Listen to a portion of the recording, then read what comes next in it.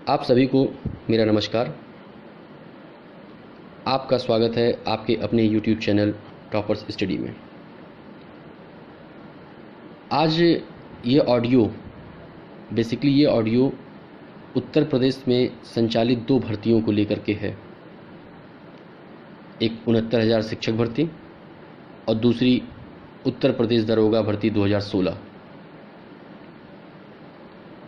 Basically अगर मैं अप्रत्यक्ष रूप से ये कहूँ, ये ऑडियो उत्तर प्रदेश के उन सभी युवाओं के लिए है जो आज बेरोजगारी का दंश झेल रहे हैं। और इसमें उन युवाओं की गलती नहीं है, जो इस दंश को झेल रहे हैं। और सबसे बड़ा दर्द तो उनका है जो सारी परीक्षा की सभी स्टेजेस को पास करने के बाद, सभी स्टेप को पास कर लेते हैं, उसके बाद उनका पूरा मामला उठ के चला जाता है हाई कोर्ट में, फिर सुप्रीम कोर्ट में। मतलब देखते देखते वो कब 24-25 साल में फॉर्म को डालते हैं, कब 30 साल के हो जाते हैं, पता ही नहीं चलता। आप सभी लोगों से निवेदन है, इस ऑडियो को पूरा सुनिएगा और ज़्यादा से ज़्यादा इसको शेयर करिएगा, लाइक करिएगा और हमारे चैनल पे अगर आप नए हैं तो हमारे चैनल को सब्सक्राइब करिएगा। अब आता हूँ मुद्दे पे। मुद्दा ये है कि सरकार न जाने क्यों, मुझे नहीं समझ में आता, लोग कहते हैं कि सरकारें बदल जाती हैं लेकिन चाल और चरित्र नहीं बदलता। वो सही है, काफ़ी कुछ सही होता दिखाई दे रहा है। क्यों? 69,000 शिक्षक भर्ती में जिस प्रकार का भ्रष्टाचार हुआ, जिसके लिए अभ्यर्थियों ने आवाज़ें उठाईं, लेकिन सरकार के कान में एक चू नहीं रेंगा। और चू कब रेंगता है? जब अभ्यर्थी खुद पुलिस की भूमिका निभाते हैं, खुद उस चीज़ को इन्वेस्टिगेट करते हैं, टॉपर्स को कॉल करते हैं, उनकी कॉल रिकॉर्डिंग को वायरल करते हैं, तब भी सरकार के ऊपर कोई फ़र्क नहीं पड़ता।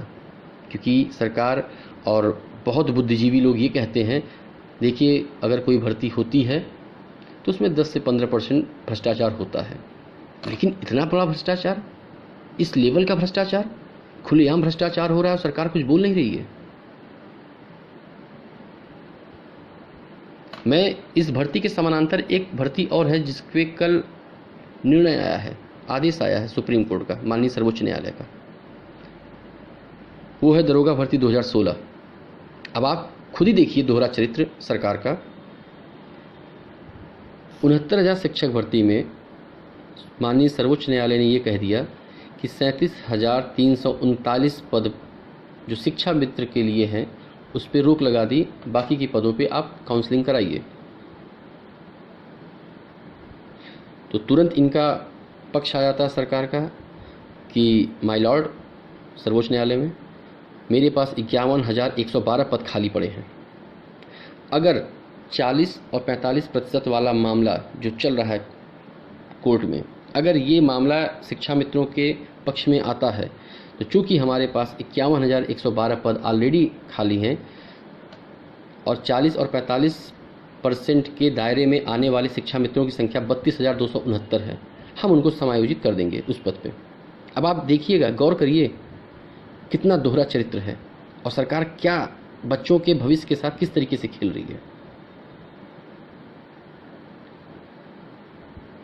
32,269 शिक्षा मित्र जो 40 से 45% के दायरे में आ रहे हैं, उनके लिए ये कमिटमेंट करती है सरकार कि हमारे पास 51,112 पद खाली हैं, अगर ये पूरा मामला इनके पक्ष में आता है तो हम इनको समायोजित कर देंगे, लेकिन आप 69,000 पदों पे ये काउंसलिंग होने दीजिए। अच्छी बात है। लेकिन वहीं दूसरी तरफ देखिए, मैंने इसीलिए कहा ना, मैं दो भर्तियों को स्पेशली लेके चल रहा हूँ। दूसरी तरफ देखिए दरोगा भर्ती 2016, जिसमें रॉ फेल और रॉ पास की लड़ाई चल रही है। मतलब कि नियमावलियों की धज्जियां उड़ाते हुए भर्ती बोर्ड के अधिकारियों ने लोगों की अंतिम चयन सूची जारी की। इसमें सफल हुए अभ्यर्थियों में कुछ लोग ऐसे थे, कुछ लोग क्या, उनकी संख्या 40% है, उनकी संख्या 40% है जो फेल थे। ये सुन के आपको हैरानी होगी, जो फेल थे, प्रथम चरण में ही फेल थे, लेकिन भर्ती बोर्ड ने अपने ब्रह्मास्त्र, जिसको बोलते हैं अपने पद का फ़ायदा उठाते हुए उनको पास किया और उनको अंदर भेज दिया, और जो लड़के पास थे उनको फेल कर दिया। अब इसके पीछे क्या उनका उद्देश्य था, ये अभी तक क्लियर नहीं हुआ है, लेकिन कहीं न कहीं ये एक बड़े भ्रष्टाचार की तरफ इशारा करता है। आज के समय में स्थिति क्या है दरोगा भर्ती 2016 की, कि उन सभी अभ्यर्थियों की 2707 लड़के थे, लड़कों के लिए वैकेंसी, पुरुष के लिए वैकेंसी थी, और 600 महिलाओं के लिए वैकेंसी थी, और अप्रॉक्स 1900 समथिंग लोग, 1986 या 1980 लोग ट्रेनिंग सेंटर पे, प्रशिक्षण स्थल पे प्रशिक्षण प्राप्त कर रहे हैं, और उनका प्रशिक्षण 100% कंप्लीट हो चुका है। और सबसे बड़ी बात तो ये है कि न्यायालय का किस तरीके से मजाक उड़ाया जाता है, ये आप इस भर्ती में देखिए। अंडरटेकिंग दे करके ये भर्ती बोर्ड बच्चों को भेजता है ट्रेनिंग के लिए, फिर दोबारा अंडरटेकिंग दिलवाता है ताकि ट्रेनिंग कंटिन्यू रहे। कल की सुनवाई में क्या हुआ कि ये फिर दोबारा अंडरटेकिंग दे करके इनको नियुक्ति पत्र दिलवा रहे हैं। मतलब बच्चों को अंडरटेकिंग में खिलवा रहे हैं, और जो बच्चे कोर्ट कचहरी लड़ रहे हैं उनको दौड़ा रहे हैं। मतलब 1700-1800 लड़के रिस्पोंडेंट हैं, पिटिशनर हैं इसमें, जो प्रभावित हुए हैं डायरेक्टली इनके गलत परिणाम के जारी करने से। इन 1700-1800 बच्चों को इनको पिटिशनर बेनिफिट देने में नुकसान दिखाई दे रहा है, और वहीं शिक्षा मित्र जो कि 32,269 हैं, उनको ये कह रहे हैं कि अगर ये आदेश इनके पक्ष में आता है तो हम इनको समायोजित कर देंगे। तो मेरा कहने का मतलब ये है, आप देखिए सरकार का दोहरा चरित्र। चूँकि दरोगा भर्ती के अभ्यर्थी डबल बेंच से जीत करके वहाँ पहुँचे हुए हैं और उनका पक्ष बहुत स्ट्रांग है, क्योंकि कई लड़के हमारे संपर्क में हैं जो मुझसे बात करते हैं, बताते हैं सारी बातें, और सारा ऑर्डर मैंने उनका पढ़ा हुआ है, सारे उनके एविडेंस हम लोग ने पढ़ा हुआ है।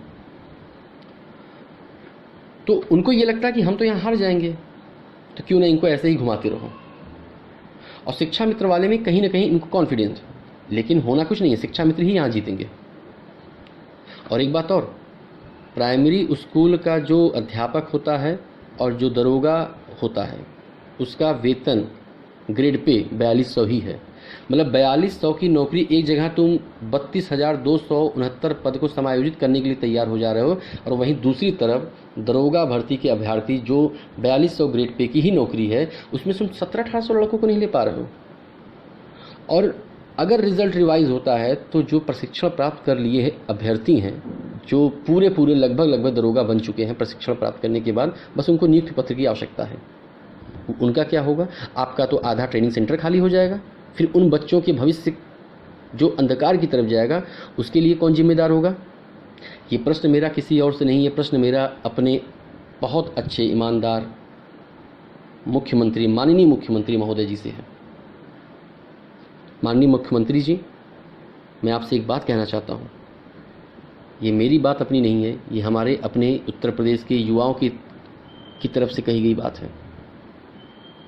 सर 2017 में अगर बीजेपी की गवर्नमेंट बनी, उसमें सबसे बड़ा रोल अगर किसी का था तो वो था युवाओं को न जाने क्यों मोदी जी पे, आप पे बहुत भरोसा है, लेकिन बहुत तकलीफ़ होती है ये देख करके जैसे पूर्ववर्ती सरकार एक तानाशाही रवैया अपना रही थी और गलत तरीके से परीक्षा का आयोजन होता था और एक खास वर्ग को उसका लाभ मिलता था। यहाँ पे ऐसा नहीं हो रहा, लेकिन यहाँ पे भ्रष्टाचार का स्तर और तरीका एकदम अलग है, और आप आंख बंद करके अपने अधिकारियों पे जो भरोसा कर रहे हैं, यकीन मानिए इसका खामियाजा बहुत बुरा होगा, बहुत भुगतना पड़ेगा आप लोगों को। जिस तरीके से आप बच्चों के भविष्य के साथ खेल रहे हैं, उनको कोर्ट कचहरी घुमवा रहे हैं, कभी हाई कोर्ट कभी सुप्रीम कोर्ट, ये अच्छी चीज़ नहीं है सर। माननीय योगी जी, मेरा हम सभी युवाओं की तरफ से आपसे हाथ जोड़ के निवेदन है जिस तरीके की राजनीति उत्तर प्रदेश में चल रही है रोजगार को लेकर के, युवाओं के भविष्य को लेकर के, उस पर कृपया करके आप अपना ध्यान केंद्रित करिए। सही नहीं है राजनीति इस तरीके की।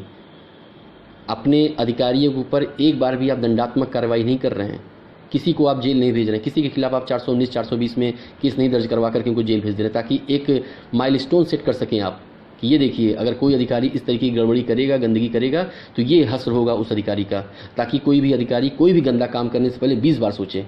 आप करते क्या हैं? आप सीधे उंगली उठा देते हैं बच्चों के ऊपर कि जो बच्चे असफल हो गए वो चिल्ला रहे हैं। सर आपके सामने 2 ये बड़ी भर्तियां हैं, 69,000 और दरोगा भर्ती 2016।